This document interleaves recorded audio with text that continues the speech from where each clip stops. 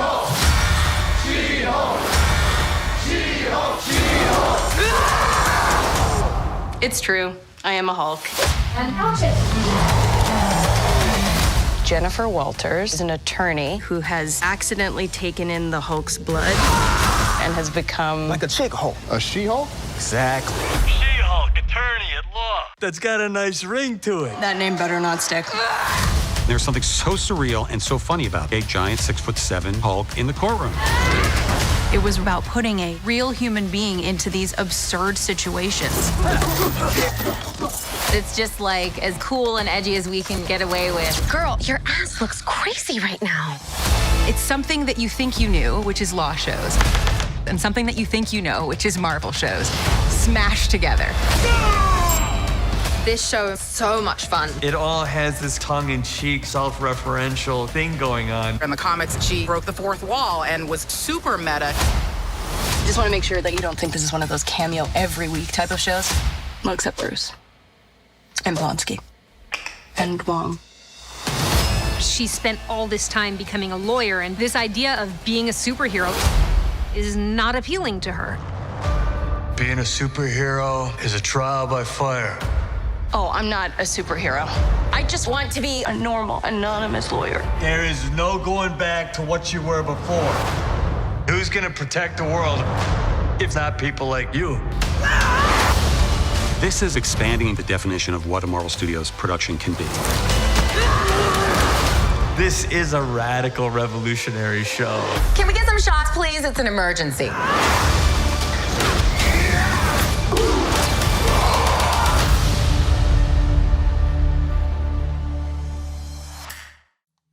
Welcome back, everyone. This will be my brand new She Hulk trailer video. There's a whole bunch of Easter eggs. I know a bunch of you are asking about what's going on with Ghost Rider during the trailer. Don't worry, I'll explain what's up with that, because it's a bit of an in-universe joke that they're having because of all the different trials that they're having in each of the episodes, which is where all the cameos are coming from.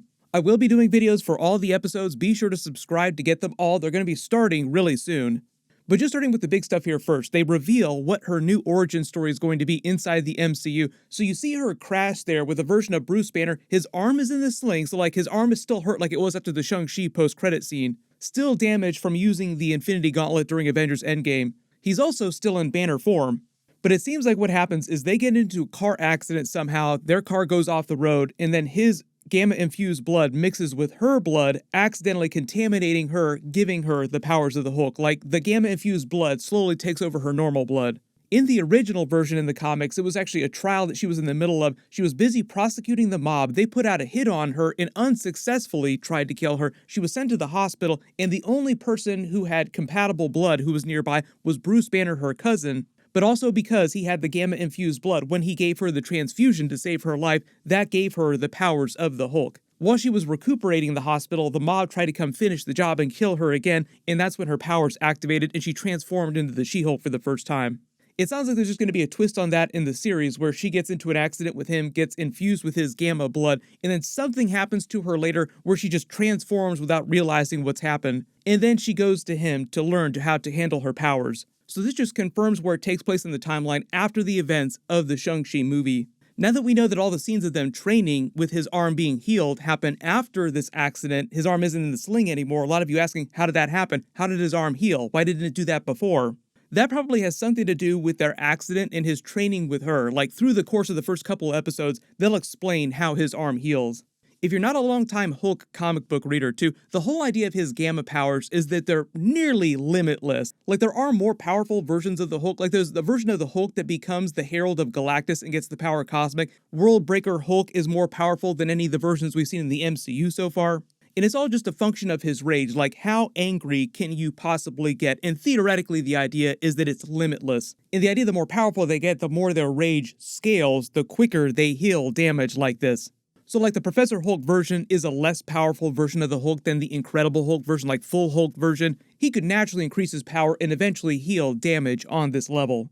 Like during the Immortal Hulk, there's a version of him fighting a version of the One Below, which is sort of like the opposite of the One Above All, the one true god of the Marvel Universe, making him kind of like the one true devil or one true villain of the Marvel Universe.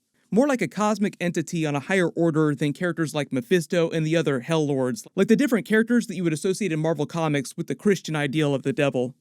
They have the big training montage. It sounds like that's going to be a big part of the early episodes.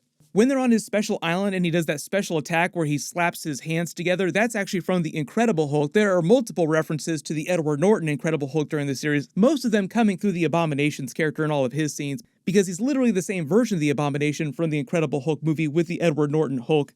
And the only reason why they changed his appearance in present day, I talked about this during my Shang-Chi videos because of the big Abomination and Wong scene, is they've just teased that his gamma transformation over time has evolved, and now he looks more accurate to the comic book version of Abomination. Comic book Abomination always looked like this. The reason why they didn't make him look like this during Incredible Hulk is just because when they were releasing that, it was so early in Marvel Phase 1, they were so gun-shy about doing weird stuff, they wanted his face to look more human.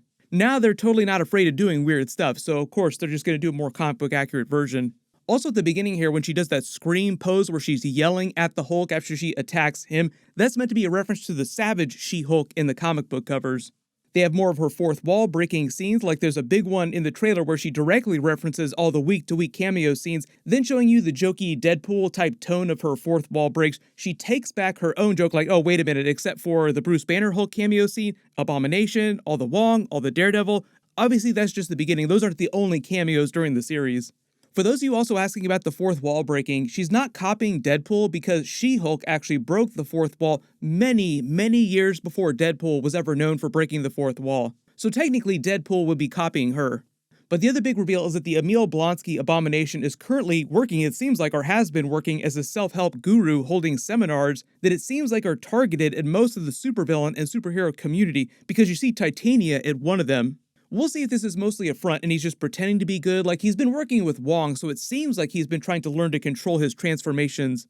But I think we all expect him to be recruited by Val into the Thunderbolts, but the Thunderbolts movie isn't coming till like the end of Marvel Phase 5, so it's going to be a while before we actually see that team come together. But I think we're all expecting to see like a scene at the end of the series where she shows up and is like, hey, I'm putting together a team.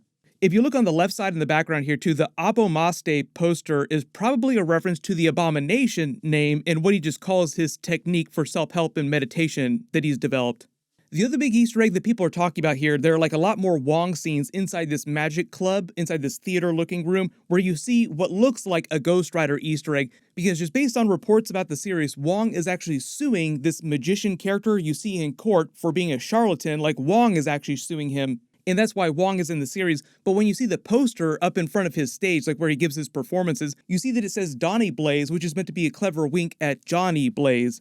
And they did a lot of work during Doctor Strange 2 to sort of set up the supernatural lore inside the MCU in a much deeper way. The idea of how these other dimensions like the Hell Dimension, Mephisto's Dimension, Ghost Rider as a character can actually exist.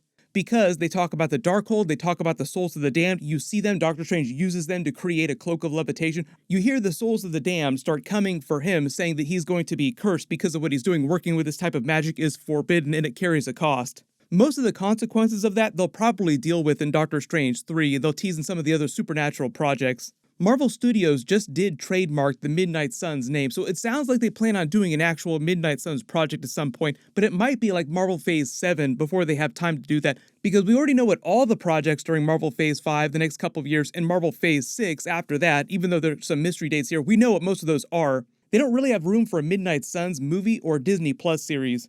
The only real way to fit them in during Marvel Phase 6 would be to like do them in a version of Doctor Strange 3, because I think that's part of the idea leading up to the version of Avengers 5 Kang War and Avengers 6 Secret Wars. They'll probably want to pay that off in Doctor Strange 3 before Avengers 5 happens.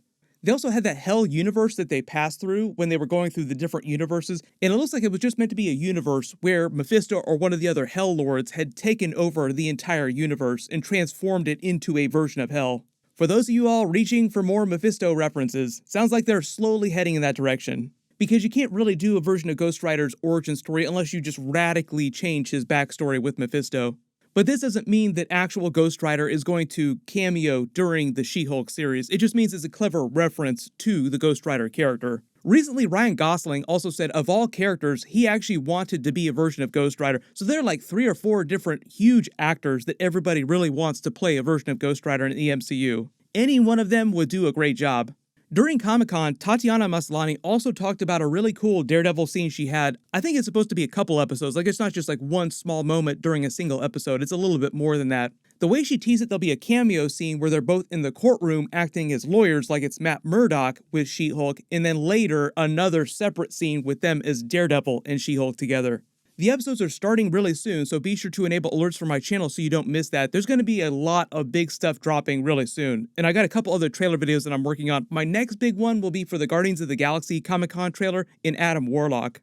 While you wait for everything, everyone click here for my full Black Panther Wakanda Forever trailer video and Easter eggs, and click here for my brand new Ant-Man 3 trailer and Avengers 5 Kang Dynasty video. Thank you so much for watching. Everyone stay safe. I'll see you guys in the next one.